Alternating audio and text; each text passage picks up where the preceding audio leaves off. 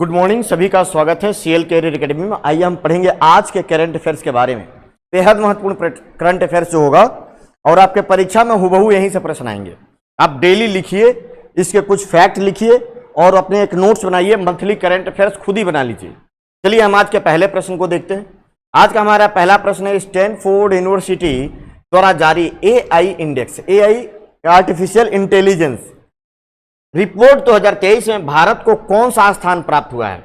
मतलब artificial intelligence में भारत को कौन सा स्थान प्राप्त हुए पूछा जा रहा है। और ये जारी किसने किया, ध्यान रखिएगा, Stanford university. AI index report 2023 का है। भारत को इसमें कौन सा स्थान मिला है, दूसरा, तीसरा, चौथा या पांचवा? तो इसका सही जवाब हो जाएगा पांचवा स्थान है भारत का। इसमें भारत पांचवें नंबर पर है। भारत पांचवें नंबर पर है, पांचवें नंबर पर, जिसमें अगर 1, 2, 3, 4 स्थान पर अमेरिका, चीन, ब्रिटेन अर्थात यूके और इजराइल भारत से 4 आगे हैं। किन मामले में? आर्टिफिशियल इंटेलिजेंस के मामले में दुनिया 5वां सबसे बड़ा देश है भारत। दुनिया में 5वां सबसे बड़ा देश है भारत, याद रखिएगा। 5वां स्थान भारत का है। आर्टिफिशियल इंटेलिजेंस, एआई का पूरा नाम होता है आर्टिफिशियल इंटेलिजेंस।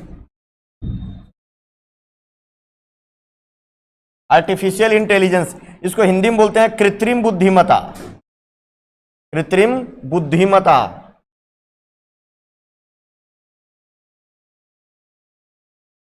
कृत्रिम बुद्धिमत्ता। जैसे कृत्रिम आर्टिफिशियल इंटेलिजेंस क्या होता है? आर्टिफिशियल इंटेलिजेंस, जब मोबाइल में आप फोन करते हैं, या तो फोन नहीं लगा, या कोई एरर है, नेटवर्क सर्वर गड़बड़ है, या किसी प्रकार का फोन पिक नहीं हुआ, तो उसमें एक आवाज आता है कि आपके द्वारा डायल किया नंबर अस्थायी रूप से सेवा में नहीं है। ये कोई व्यक्ति नहीं बोलता, ये आर्टिफिशियल इंटेलिजेंस बोलता है, कोई व्यक्ति नहीं बोलता है। या आपके द्वारा डायल किया गया नंबर को जो है कोई उठा नहीं रहा है, ऐसा बोलते हैं, है ना, उत्तर नहीं मिल पा रहा। या आप रेलवे स्टेशन पे देखते हैं, ट्रेन ये में जाएगी, हमें खेद है कि आपकी ट्रेन लेट हो रही है, तो ये सब कोई बोलता नहीं है। ये आर्टिफिशियल, ये कंप्यूटर के द्वारा ये प्रोग्रामिंग की जाती है और वो स्वयं बोलता है। इन सारी बात लिख दीजिए, वो बोलता रहेगा। तो वही होता है आर्टिफिशियल इंटेलिजेंस। इस मामले में दुनिया में 5वां देश, 5वें नंबर पर आता है भारत। और शीर्ष 4 देश कौन से हैं? अमेरिका, चीन, ब्रिटेन और यूके, 5 देश हैं। चलिए 5 देश, भारत से शीर्ष 5 देश, शीर्ष 5 देश कौन से हैं? तो 5वां तो भारत है। 4 तक लिखिए। 1 यूएसए अर्थात अमेरिका, दूसरे नंबर पर है चीन, तीसरे पर यूके मतलब यूनाइटेड किंगडम ब्रिटेन, चौथे पर इजराइल,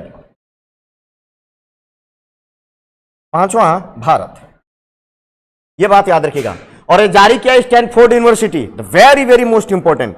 इन 5 देशों का नाम लिख लीजिए। अगर देखें 2013 से 2022 तक का ओवरऑल रैंकिंग देखा जाए तो भारत 6ठे नंबर पर रहा है, अब 5वें नंबर पर आ गया 2022 से। और ये इसका 6ठा संस्करण है 2023 में। इस रिपोर्ट का कौन सा ये संस्करण है? ये जो रिपोर्ट जारी किया गया एआई रिपोर्ट इंडेक्स, ये इसका कौन सा नंबर का? 6वां संस्करण अर्थात 6th एडिशन है। ध्यान रखिएगा, परीक्षा में अवश्य आएगा। हमने एक प्रश्न करवाया था कि कनक रेले, और गारंटी दिया था परीक्षा में आएगा जरूर। कनक रेले किस शास्त्रीय नृत्य से जुड़ी हुई थी? कनक रेले मोहिनीअट्टम की प्रसिद्ध नाट्यांगना थी और उन चर्चा में थी। कनक रेले का निधन हो गया था। ये परीक्षा में अवश्य पूछा जाएगा और पूछा भी गया है जीडी के एग्जाम में। हम बहुत जल्द उसको करवाने वाले हैं। तो 6वां संस्करण है, तो ये सारी बातें इसको याद रखिएगा। और स्टैनफोर्ड यूनिवर्सिटी के द्वारा जारी किया गया था। इस बार इसमें 127 देश शामिल थे। कितने देशों को लिया गया था? इस बार 127 देश शामिल थे। इतने देशों को लिया गया था, इसमें शामिल थे, है ना, ध्यान रखिएगा। जबकि 2022 के इंडेक्स में मात्र 25 थे। 2022 के इंडेक्स में 25 देशों को ही शामिल किया गया था, ध्यान रखेंगे।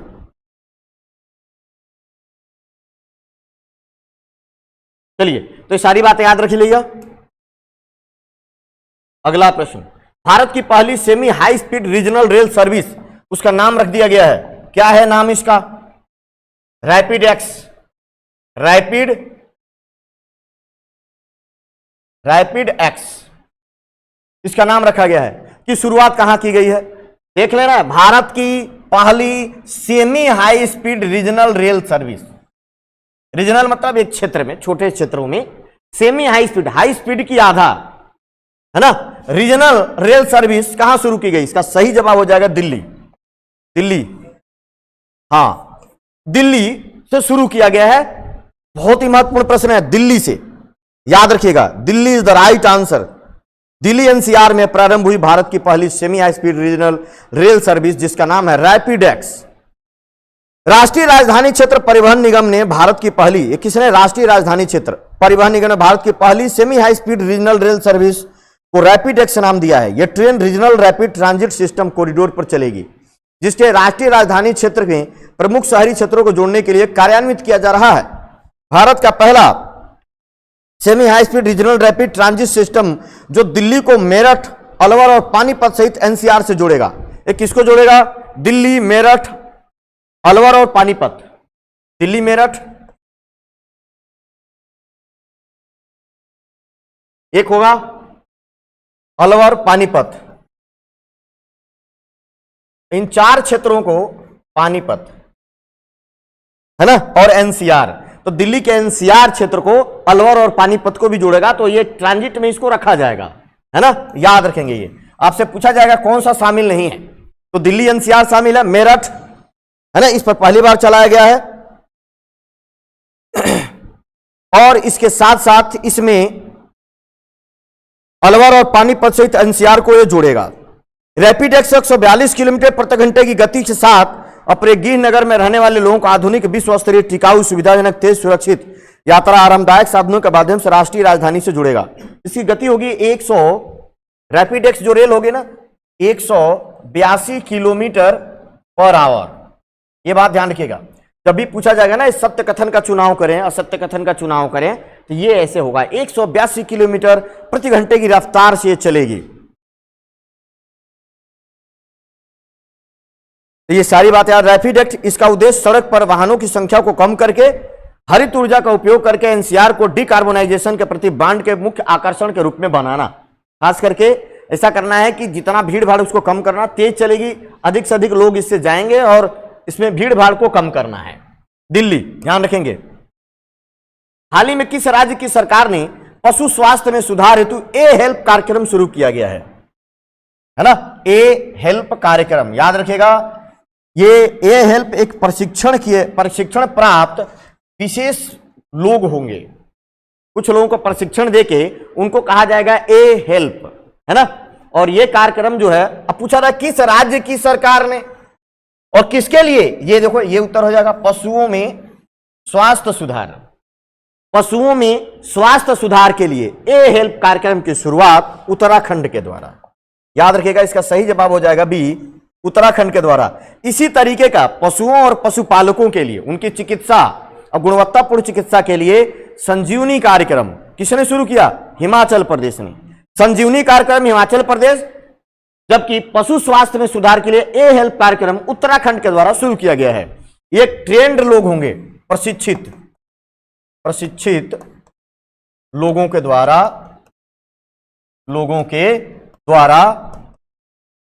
यह कार्य किया जाएगा। इसमें भी मोबाइल स्वास्थ्य शामिल किया जाएगा। मोबाइल स्वास्थ्य कार्यक्रम क्या होता है? क्या आप मोबाइल से इसकी जानकारी दीजिए। वैन पे सारा सिस्टम होगा और वैन जो है खुद चली जाएगी और उसकी चिकित्सा की देखभाल करेगी। तो इसी को कहा जाता है मोबाइल स्वास्थ्य केंद्र, याद रखिएगा। तो पुष्कर सिंह धामी ने, है ना, इस कार्यक्रम का शुभारंभ किया है स्वास्थ्य और पशुधन उत्पादन के विस्तार के लिए। क्या नाम रखा गया? ए हेल्प। इसकी शुरुआत किसने की? सीएम पुष्कर सिंह धामी। पुष्कर सिंह धामी द्वारा शुरुआत की गई है।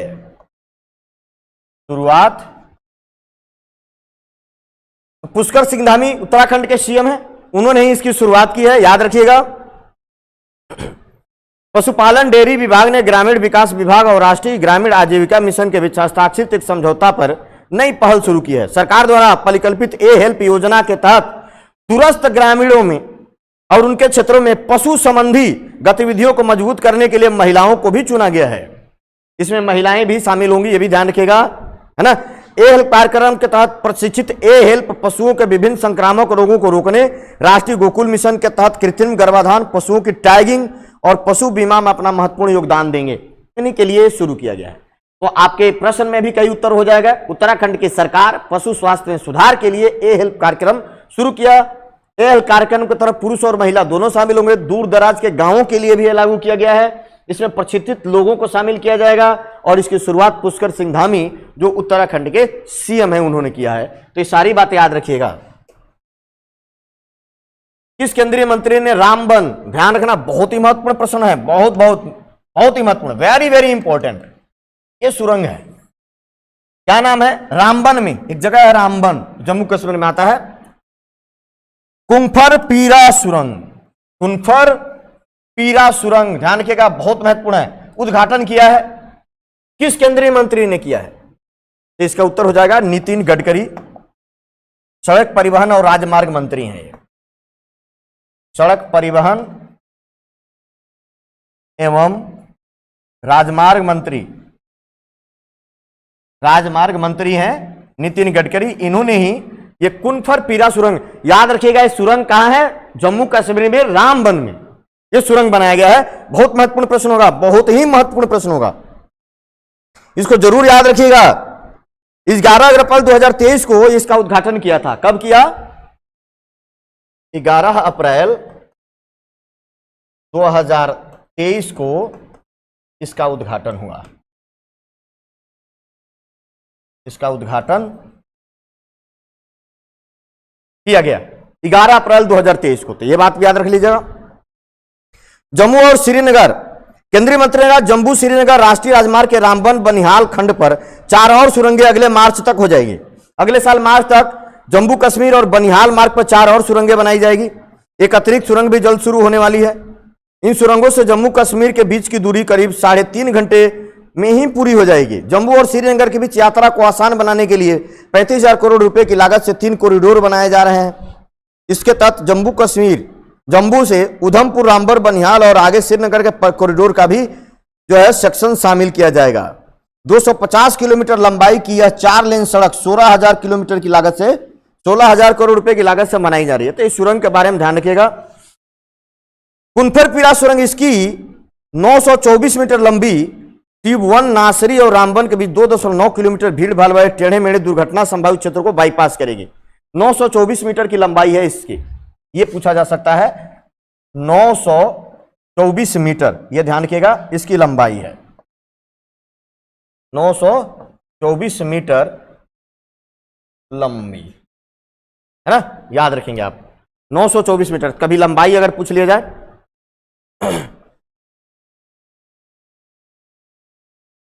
चलिए,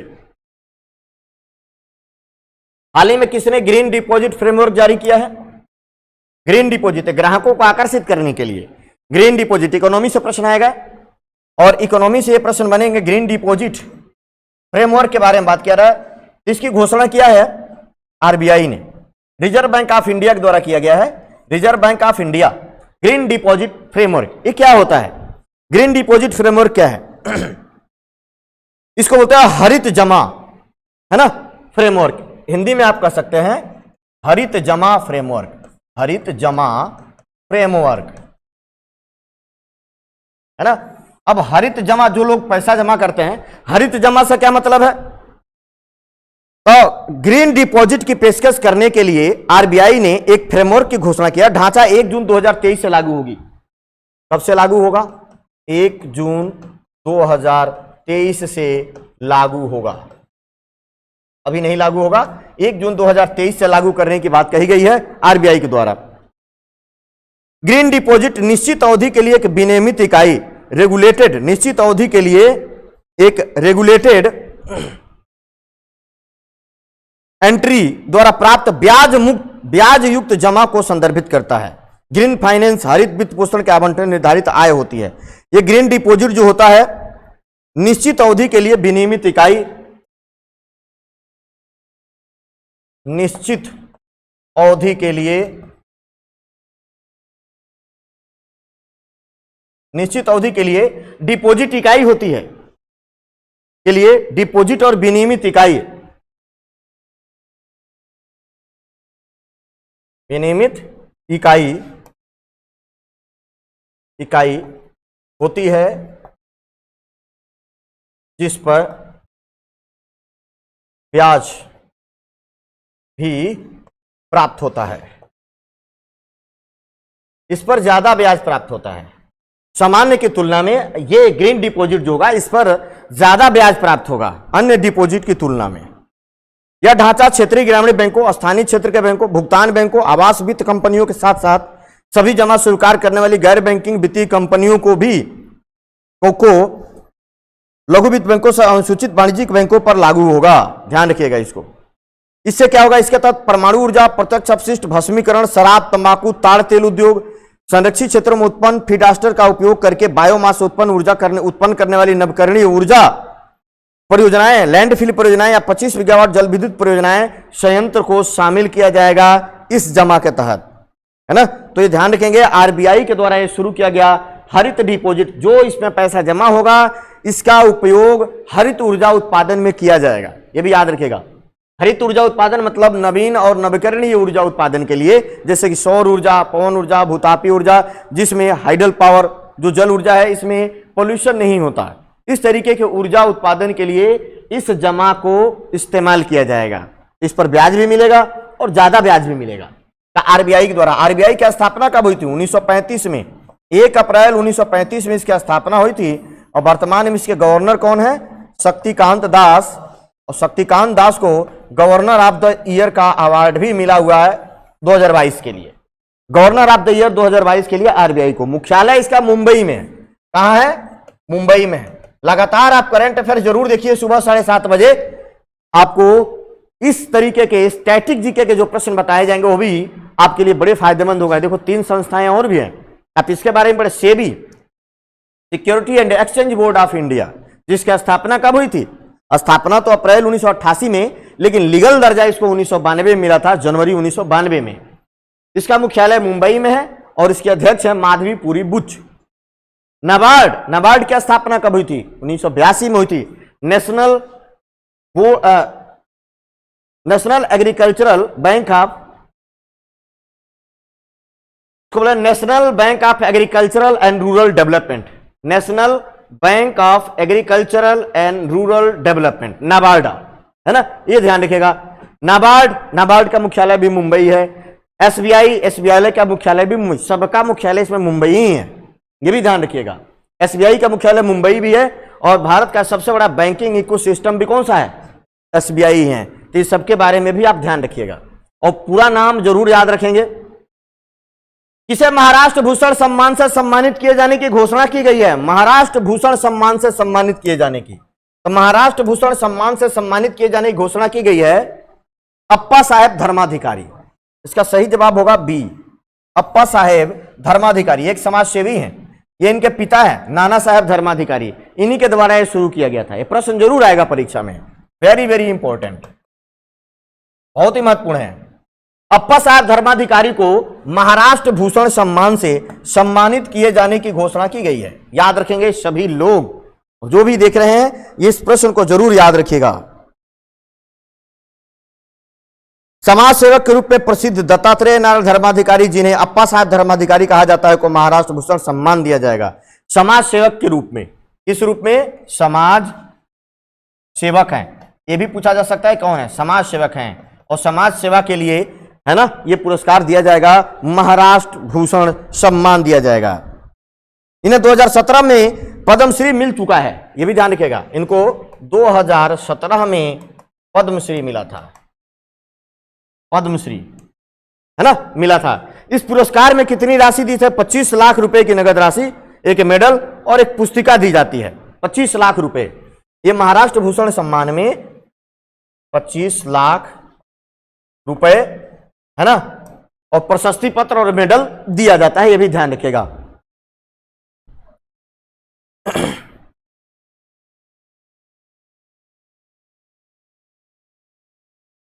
चलिए, तो ये ध्यान रखिएगा, अप्पा साहेब धर्माधिकारी। हाल ही में 10 अप्रैल 2023 को 5 दिवसीय सांग महोत्सव का कहां शुरू किया गया है? सांग महोत्सव, है ना। देखो 10 अप्रैल को शुरू हुआ 2023, 5 दिनों का, है ना, एक सांग महोत्सव कहां शुरू हुआ है? यह शुरू है हरियाणा में। इसका सही जवाब हो जाएगा हरियाणा, सी। सांग महोत्सव 5 दिनों का, अर्थात 10 अप्रैल से कब तक चलेगा? 14 अप्रैल तक, है ना।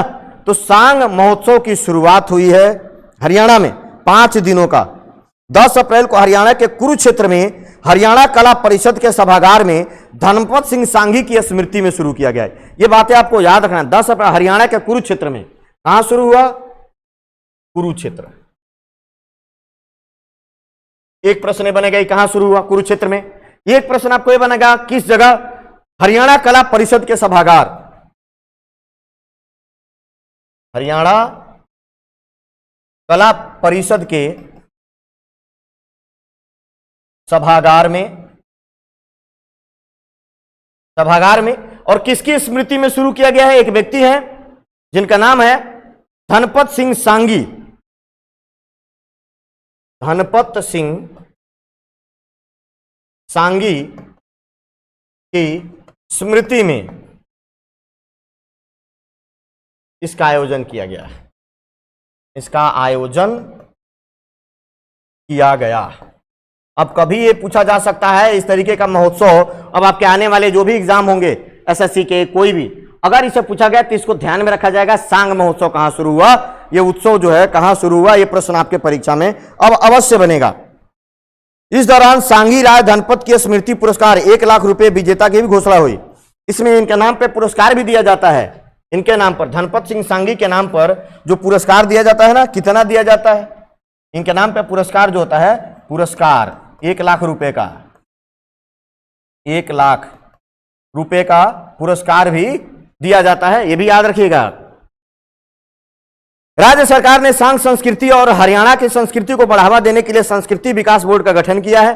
मुख्यमंत्री मनोहर लाल ने 60 साल से अधिक उम्र के बुजुर्ग कलाकारों को आजीवन पेंशन देने की भी योजना को प्रारंभ किया है। 60 साल के ऊपर जितने भी बुजुर्ग लोग हैं सबको पेंशन दिया जाएगा, याद रखिएगा। तो ये महोत्सव और ये पुरस्कार हरियाणा में। महिंद्रा और महिंद्रा ग्रुप के किस पूर्व चेयरमैन का 99 वर्ष की आयु में निधन हो गया? निधन से प्रश्न पूछे जाते हैं, अगर बहुत बड़े जब इस तरीके के प्रश्न बनाए जाए तो, है ना। महिंद्रा और महिंद्रा ग्रुप के किस पूर्व चेयरमैन का 99 वर्ष की आयु में क्या हो गया? निधन हो गया। इसका उत्तर है केशव महिंद्रा।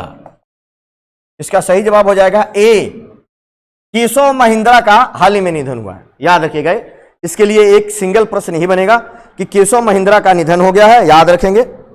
केशव महिंद्रा का निधन 99 वर्ष की आयु में।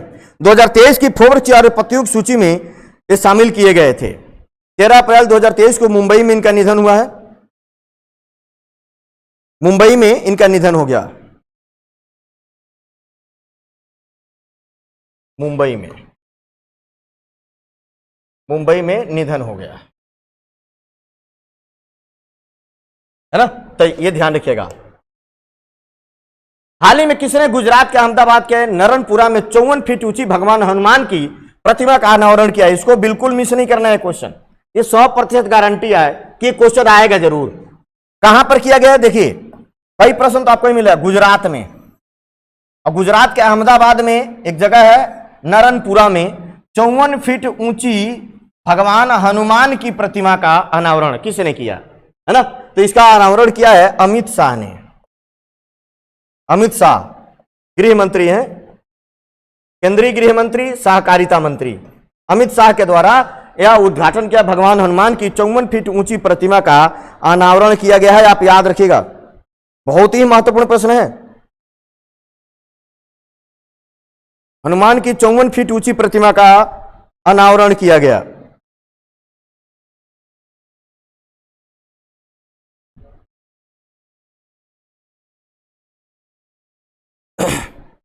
भारतीय गृह मंत्री अमित शाह ने गुजरात में एक मंदिर में भगवान हनुमान के 54 फीट ऊंची प्रतिमा का अनावरण किया।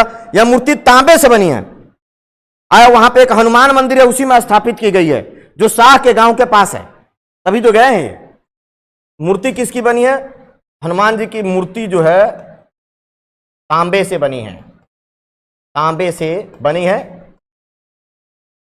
और ये अमित शाह के गांव के पास ही है, ये भी याद रखिएगा। तो उद्घाटन अमित शाह ने ही किया है। यह मूर्ति 48 फीट ऊंचे पेडेस्टल पर खड़ी है।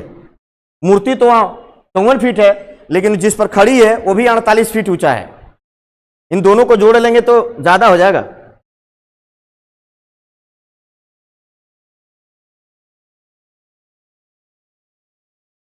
चलिए, तो ध्यान रखेंगे।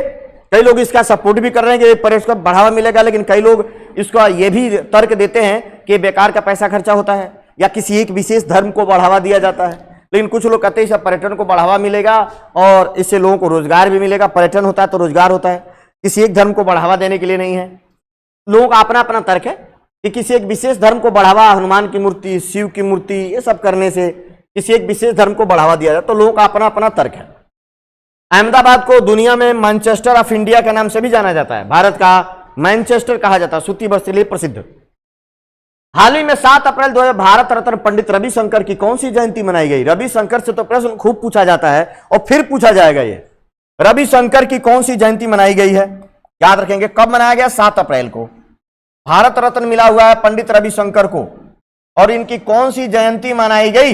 इनकी 103वीं जयंती मनाई गई है। इसका सही जवाब हो जाएगा 103 वाला, अर्थात बी। 103वीं जयंती मनाई गई पंडित रविशंकर की। कौन है ये? पंडित रविशंकर एक महान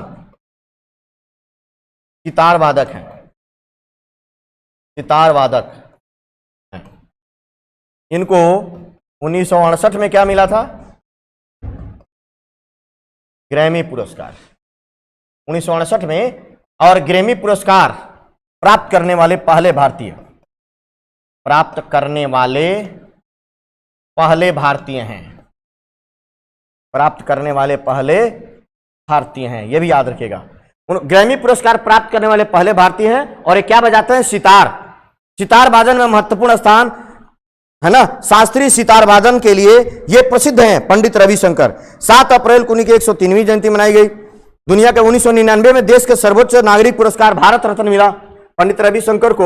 1999 भी ध्यान रखिएगा, पूछा जाएगा किस वर्ष रविशंकर को भारत रत्न मिला, तो 1999 में भारत रत्न मिला, भारत रत्न दिया गया था। बहुत सारे पुरस्कार इनको प्राप्त हुआ है। 1999 में इनको भारत रत्न मिला था, यह याद रखिएगा। और भी बहुत सारे पुरस्कार हैं इनके नाम पर। शास्त्रीय सितार वादक हैं, पूरे विश्व में खूब नाम कमाया इन्होंने। संगीत नाटक अकादमी पुरस्कार 1962 में है ना। पद्म भूषण 1967 में इनको मिला था, 1967 में पद्म भूषण मिला था।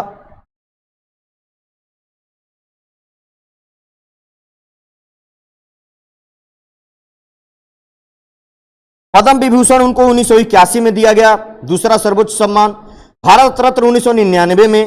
1967 में यहूदी मिनुहीन उन्होंने सहयोगी एल्बम के लिए बेस्ट चैम्बर म्यूजिक परफॉर्मेंस का क्या है ना ग्रैमी अवार्ड वही 1968 में मिला था। 1973 में कॉन्सर्ट फॉर बांग्लादेश के एल्बम के लिए एल्बम ऑफ द ईयर का पुरस्कार। 2002 में फुल सर्कल कार्नेगी हॉल पुरस्कार।